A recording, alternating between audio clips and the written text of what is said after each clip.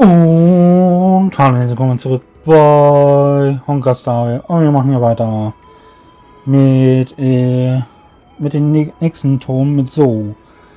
Diese Note ist bräunlich golden, wie ein herbstliches Erntefeld. Die Bärchen. Träge schwankt der Weizen in der Sonne. Eine Brise trägt den süßen Duft herbei. Vielleicht wird es eines Tages auch im Würgeharten vielleicht Fälle geben. Dieses Geräusch, es klingt, als würde jemand cremige Taro-Nudeln schlürfen, Mem. Wie gerne würde ich schlürfen, bis mein Bauch ganz rund und voll ist, Mem. Gott.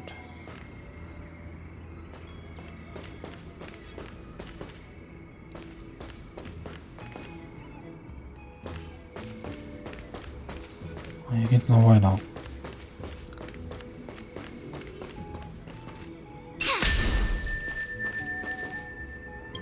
Lisi, Mem. 22 Zikadenpanzer, 15 halbglatte Flusskiesel und 7 Blütenblätter. Das ist mein ganzes Vermögen. Zusammen könnte ich damit die Hälfte des Irrgartens kaufen, Mem. Verwelkte Blütenblätter sind nicht mehr viel wert, aber das ist mir egal, Mem. Weißt du warum? Weil ich reich bin, Mem. Ich habe nicht die leiseste Ahnung, Mem. An diesem Tag wollte ich gerade ein Blütenblatt gegen eine Stachelkugel eintauschen, als eine Windböe es in den Bach wehte. Ich stieß einen tiefen Mem-Seufzer aus. Dann schaute ich nach unten und meine Füße waren von glänzenden Kieselsteinen umgeben. Das Schicksal ist wirklich voll Überraschung, Mem. Ich war so wütend, dass ich sie alle weggeworfen habe, Mem.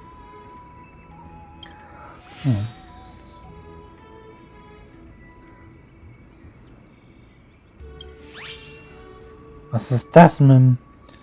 Ich verstehe überhaupt nicht, aber es klingt ängstigend, Mem.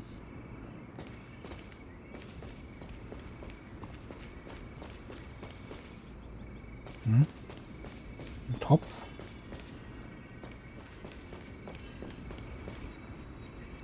Mal den sprechen.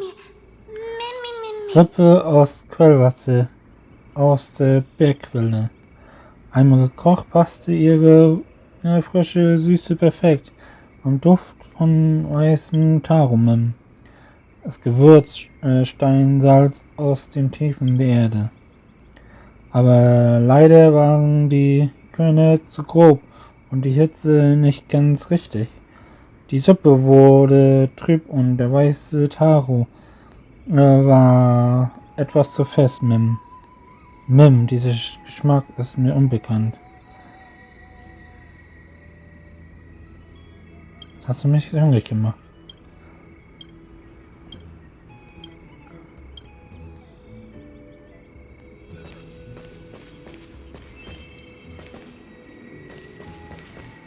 Einfangen.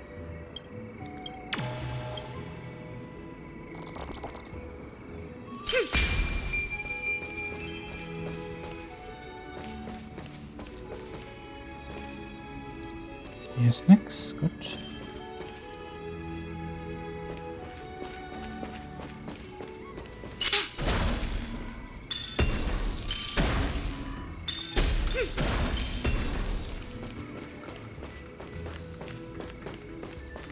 Können wir hier unten weitermachen.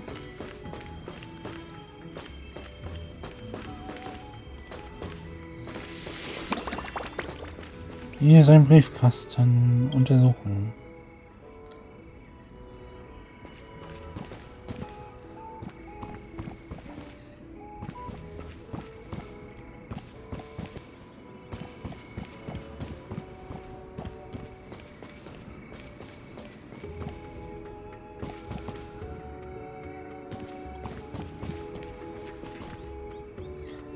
Dorimmen.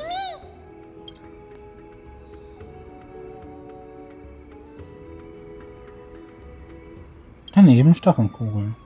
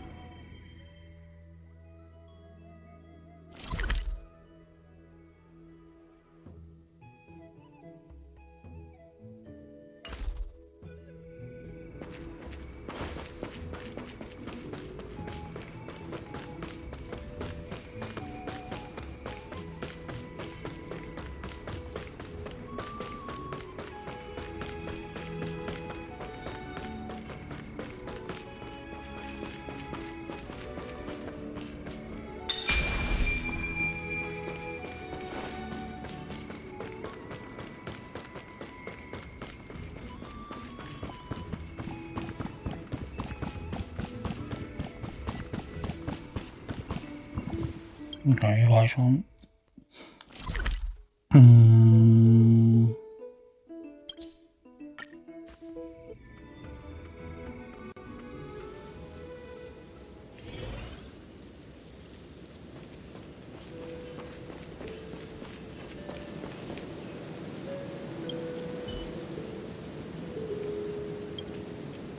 Es muss ein Traum sein.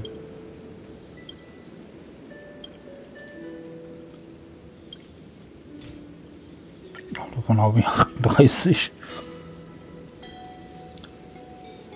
Du.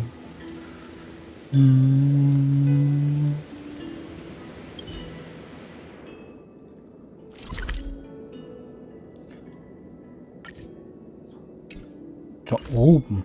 Okay. Den habe ich den wohl voll übersehen.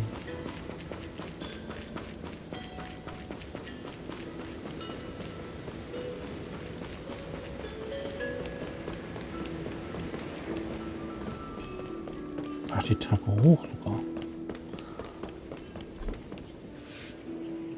Ach. Okay.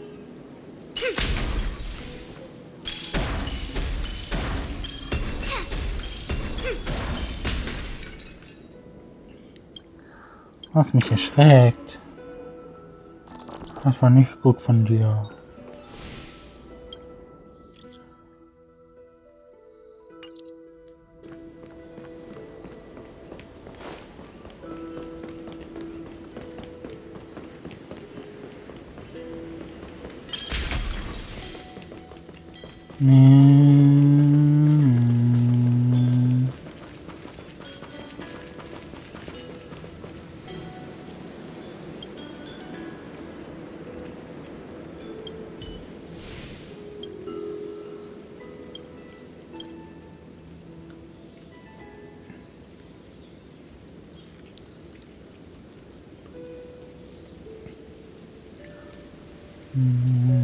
Als Apfel.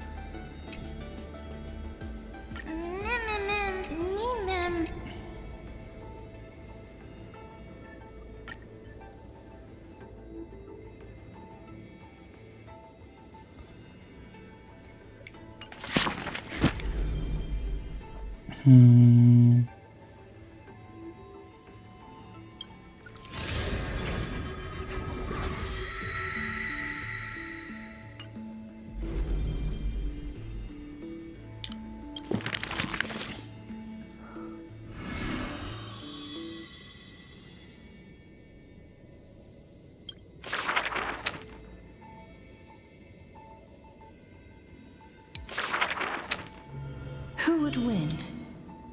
A young girl emerging from her sheath and showing her edge? Or a tyrant who has emerged victorious from 100 battles? The Black and White Legion squared off on the battlefield. Golden and crimson blood converging into a coursing river. The leader herself actually dares to step forth and face peril? The tyrant charged toward the exposed gap in the king's flank, and instantly fell into a trap of raging flames and iron rain. On the board, the king too is but a chess piece. If the king does not lead, how would any dare to follow? She lifted the king of the crystal pieces high, as though proclaiming the ascension of a new king.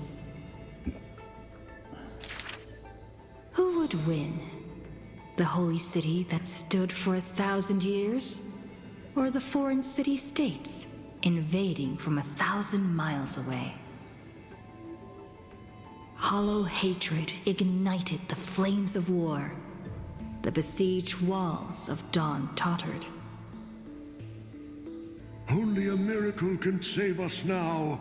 The cowardly elders barred themselves behind closed doors, while the trembling citizenry knelt and prayed. There is no need to panic. The miracle is already here. Under the banners dancing like waves, the burning crown shone bright as the wheeling constellations. Who would win? The general who saved the city, or the high and mighty with their privileged authority? The guillotine fell, severing the elder's life. The whispers dissipated, and the scales of victory tipped. From this day forth, I shall bring justice to the holy city.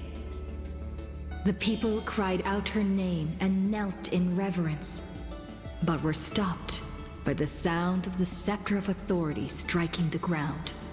Do not lower your heads beneath my crown. This was the first, and also the only Imperator. Who would win? The heroes bursting with ambition, or the omnipotent gods? The Imperator issued the decree! The start of the flame chase journey is at hand! Perhaps drawn by the grand design to welcome the Era Nova, or perhaps convinced by that king's great renown. Righteous warriors from across the land gathered before the Imperator's throne. On the day the journey began, the sky was an expanse of fluttering banners.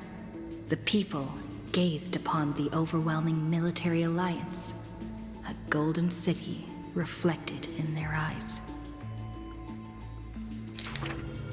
As for the end of that chess game, the scholars debate endlessly, but such discussions always end with a sigh. The invincible Imperator faded at the pinnacle of power. the crown's flames extinguished in the lake.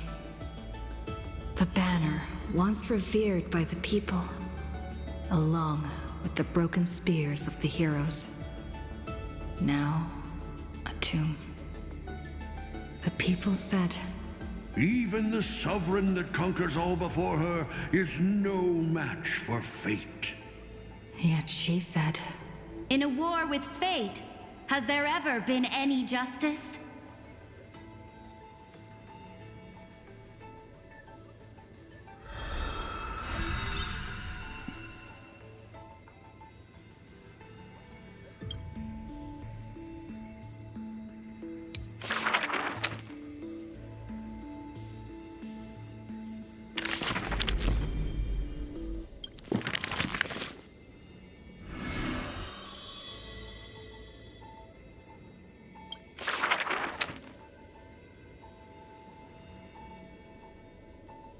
Geheimnisvolle Fremde.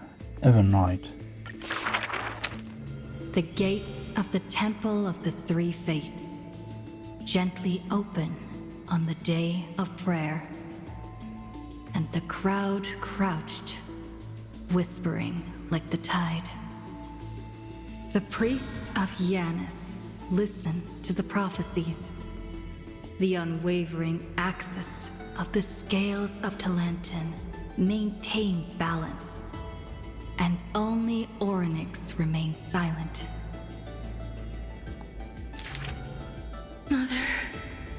Mother, teach me how to answer prayers. The Titan tasked with time is as perplexed as a child. Don't be scared. Please don't be afraid. A familiar voice rings out. Listen carefully. The future they want is in the past. Like What? the first light of the morning star. What is Evernight? Really? In the past? The child sank into a peaceful slumber of recollection, whispering revelations in their sleep. Until the masses crying out amidst the flames of war were swept away by the sounds of sharp swords locking, the fires of ambition incinerating the law. Mother, usurper, assassinate the divine body. Memories are tightly entangled by nightmares, with nowhere to run. Don't be scared. Please don't be afraid. An unfamiliar voice rings out. Go to sleep. The ending they want is yet to be born. Like the warm glow of the setting sun. Really? Not here yet? The child continues to sleep, waiting for the next waking dream. And when they opened their eyes, two of the three fates who once received offerings had already faded from the pages of history. Mother, I'm already all alone. The child let out a helpless cry. Don't be scared. Please don't be afraid. A familiar voice rings out in the mirror. Just wait. The stars that illuminate the night will visit in the end. Like gentle moonlight.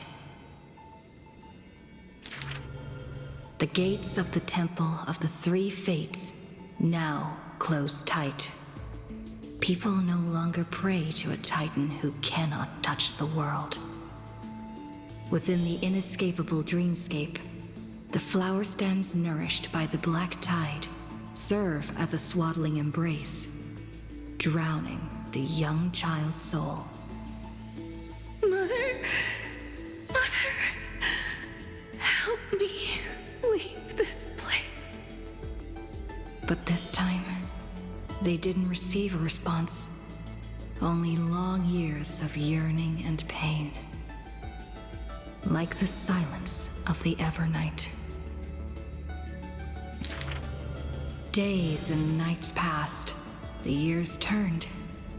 Dust covers the glory of the past. The priests have forgotten this Titan. Waiting. Hate waiting.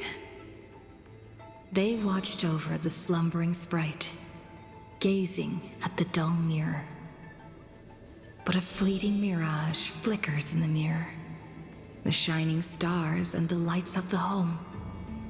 And a strange yet familiar voice. Wake up! Our familiar old friends have already arrived. Like the newborn dawn.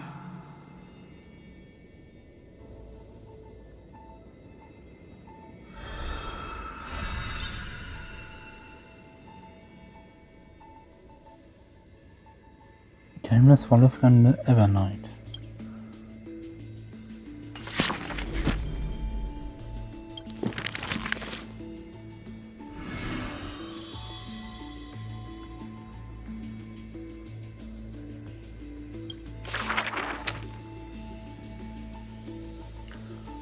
Gäste der antiken Wildnis.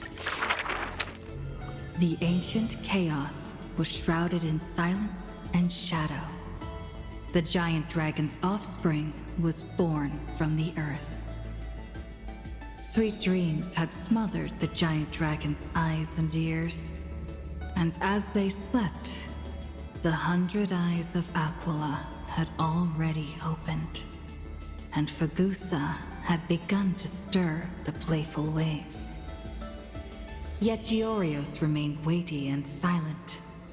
Layer upon layer of peaks enveloped the dragon, cradling them in a bed more grand than any in existence. The giant dragons spent their childhood in darkness. From the moment their bleary eyes blinked open from haze of slumber, they hungered to feast on crude iron and drink deep of molten lava. Until one day, they raised their head and with a low, guttural voice, pleaded to glimpse light. The Titan lifted them up by their ribs, slowly raising them. The dragon's spine sliced through the strata of rock, cutting open the soil. When they reached the surface, they summoned mist woven of the fire of the stars. As though seeing themselves clearly and in full, through the eyes of a giant bird. The giant dragon walked the earth alone. The Titan knew they were lonely and terrified too, and so sculpted new beasts from flesh and bone. In that wild, barren world, the giant dragon led the beasts of the earth. Excessively long life gifted the giant dragon with eyes that could pierce the veil of years. They witnessed the separation of day and night, as well as the entanglement of reason and romance. And even Kefali did not neglect to share with them a chalice of golden blood.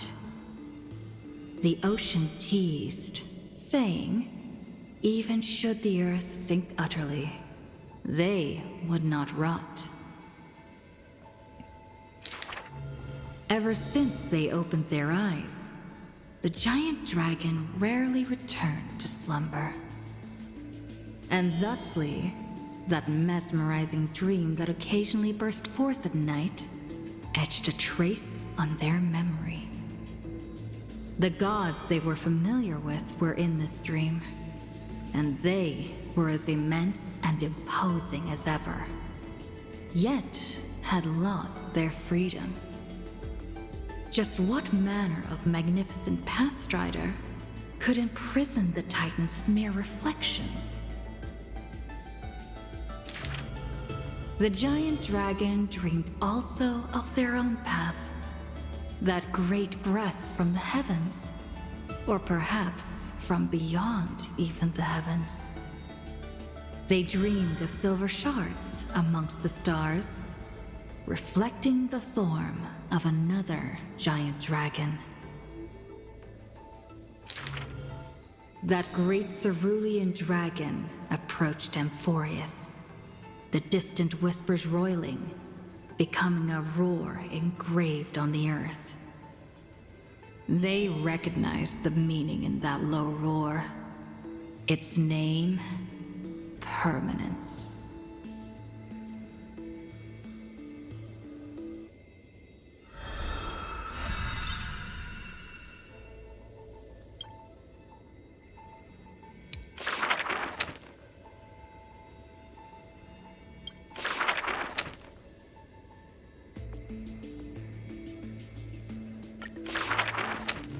The black tide that blotted out the sky surrounded the city walls.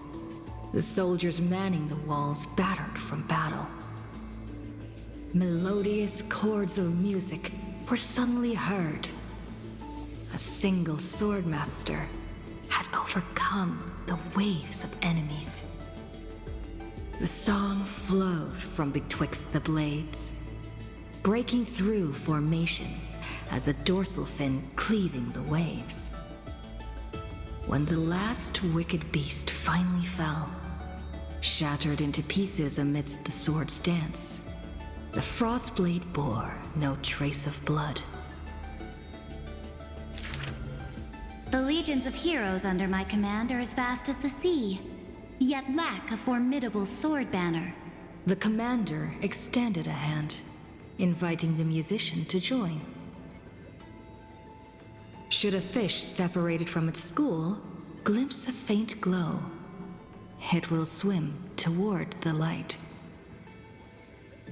The swordmaster clasped the commander's hand, as though gently grasping the hilt of a keen blade. When the spray of her waves extinguished the fires of war from the holy city, a golden name was engraved upon the stone pillars. The former commander burned the crown to become king. High Sealands, brave in battle, triumphant in command, I grant you the title Dux Gladiorum. Let us all forge ahead together.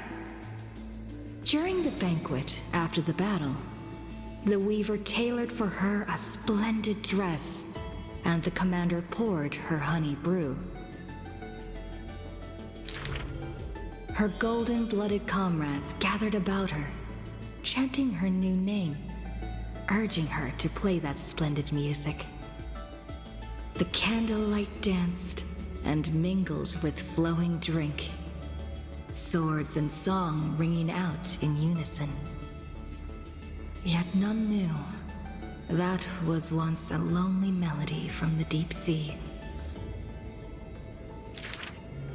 The music of revelry continued for a long time, until the whispers of conspiracies were buried in the songs, until the roars of lethal struggle shattered the music. Legend holds that they who bear the weight of a pillar shall one day return to where it stands. Those who tug at the earth shall end amongst the mountains. Those who sow dawn and dusk shall remain eternal in the sky. And she would once again return to the pitch-black sea. And she would once again sing her music alone. The bountiful ocean, with the banquets of bygone days, stir as futile bubbles at the bottom of a glass. Many years later, the song once played by that swordmaster was played by future generations in the Holy City. The people knew the demigod of the seas was still a noble captain. She possessed peerless swordsmanship and a song that is passed down through the ages. It was just that she had long since vanished. Guests at the banquet sometimes spoke of her, but it was only a prayer between their cups. High Sealands, melody of the waves, bless our night that we may drink deep and dance till dawn.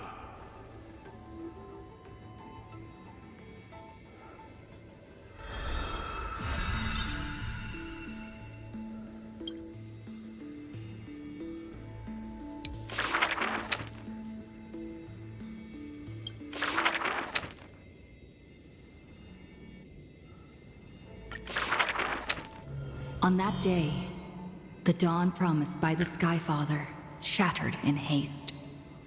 As the black tide surged, breaking through the walls with relentless grace. In a quaint yet exquisite courtyard, two bitter foes meet at journey's end. Their fates entwined in fate's regard. With no escape, no road behind, they trade a weary smile in kind. Together, they gaze at the heavens of fire. If I can ever see the faint light again and stay alive. Then, Outlander Nemesis, you I will forgive. Not long ago, as the romantic demigod closed her eyes, the girl bottled her tears in sorrow, and once more opened the dim-lit garden wide. Two figures step into the courtyard's gate. A general of Kremnos, her body torn, by vengeance bound, by fury swayed. A noble of the Holy City, once wrapped in gold, now haunted by a fate betrayed. A simple injury, or so the girl believed. Yet the two women met with scorn, their words like blades. Because their children fled in love's embrace, while bloodied pasts left scars in place. A feud unbroken by countless years. A chasm carved by blood and spears. This was a sickness beyond the girl's touch. Just do your duty as a healer, girl. Family feuds are like sunlight and storm clouds. They cannot mend. At last, the girl saw it clear. The courtyard's birth in days of yore was born to mend the rift of dusk and dawn. Then I will make every effort to have you cast aside your difference in this faint light. Before long, the general's wounds were healed, and the noble's worries gently repealed. Yet when their gazes met once more, the loathing within remained unswayed.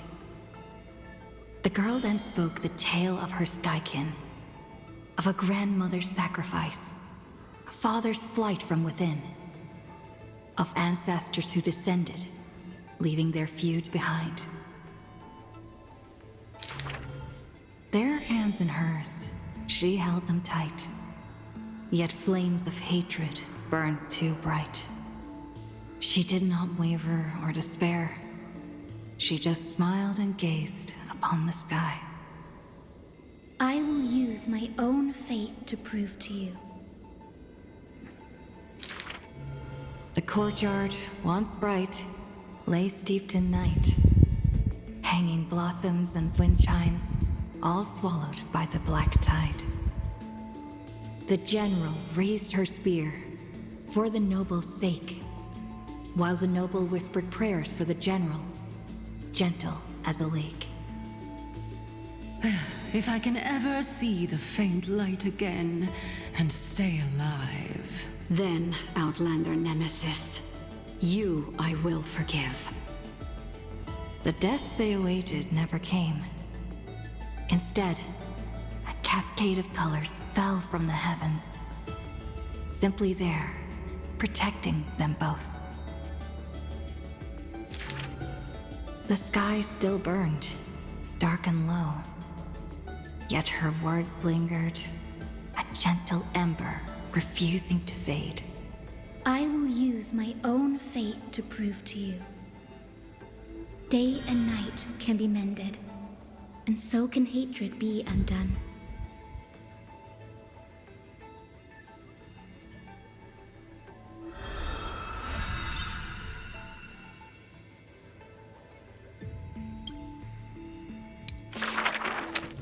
Sky Castrum, its ruins, like a blind and weary eye, gazes upon the earth in its dying sight. Alone, the girl remained upon the battlefield. No time to shy from the searing gold, no will to wear her usual smile. She fought her way to destiny's edge. Of the crumbled mural, but one piece endured. A corner portraying the Day Thunder Night, dazzling in blaze. She placed her hand upon the mural. Pain seared through skin and bone as the picture claimed her within its lines. Nothing is mightier than the sky. It holds countless wonders within its clouds, and each opening and closing of the eyes brings dawn and dusk. In that painted world, the girl Celiosi's eyes glowed, watching her father, steel-clad and unyielding, cross the land beneath the searing sun.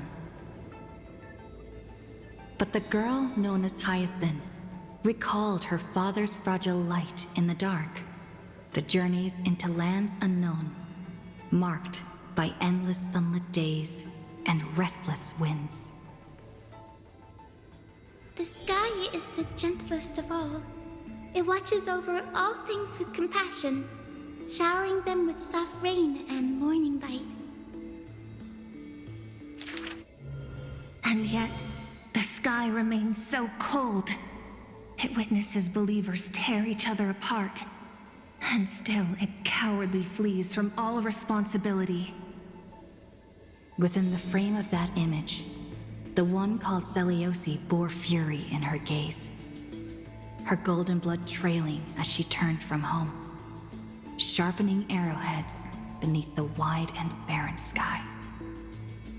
Hyacinth remembered her grandmother's song. She recalled her prayer to Aquila before her grandmother's journey, and how bitterness followed her to an unknown land. But the sky is so lonely too. Forever distant from the world beneath, it watches every sorrow, unable to intervene. No. The sky must be merciless. It must scorch the wicked, temper the fragile, and pass divine judgment upon all human wickedness. Within the mural, the girl named Celiosi became the divine eye, gazing down without mercy, a titan passing judgment upon her own kind. But in memories deep, Hyacinth heard their call, the golden threads that shielded all, the burning sun, vast and unyielding, carrying the weight of all the world had known. No, the sky must not forsake kindness. Through its boundless embrace, it carries the core flame of hope for humanity. The sky, it's so dark, so cold. In the depths of memory, the girl named Celiosi pulls her knees to her chest and trembles. Then please, come sit in my courtyard. A gentle ray of light seeped through. The celestial mural now fused anew. Once more, the land knows favor and boons, The girl who has now become the sky takes the hand of the girl who once was. I want to tell you the secret of the sky's greatness. Whenever the anguished earth looks to it, it always offers a smile in return.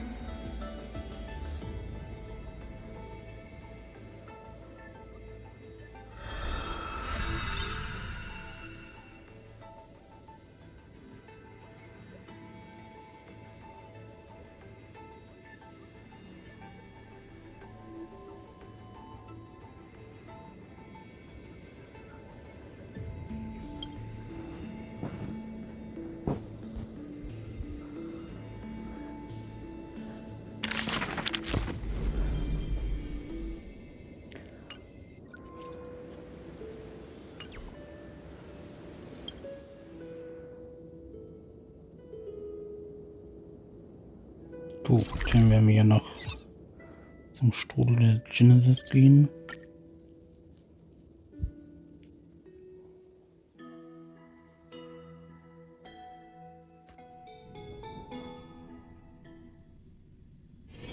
One's hexachromatic position is always in flux.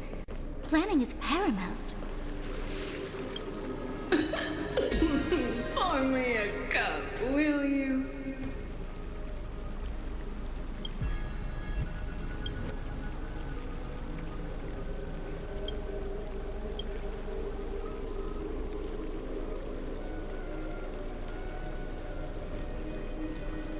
Wahrnehmung den eines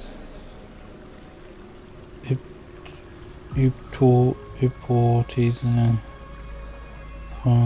zu tun, was irgendwas hat. Ist das die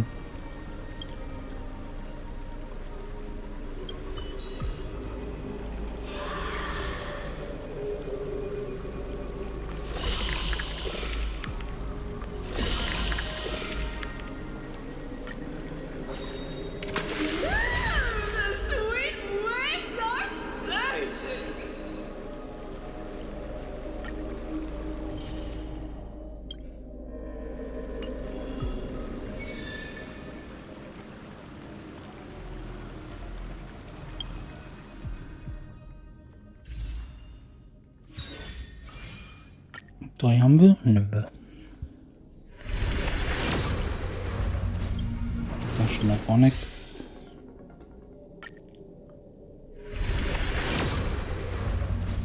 Nö.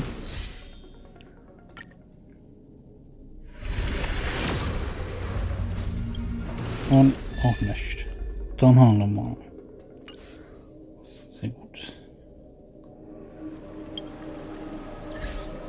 Dann haben wir nochmal 20 bekommen.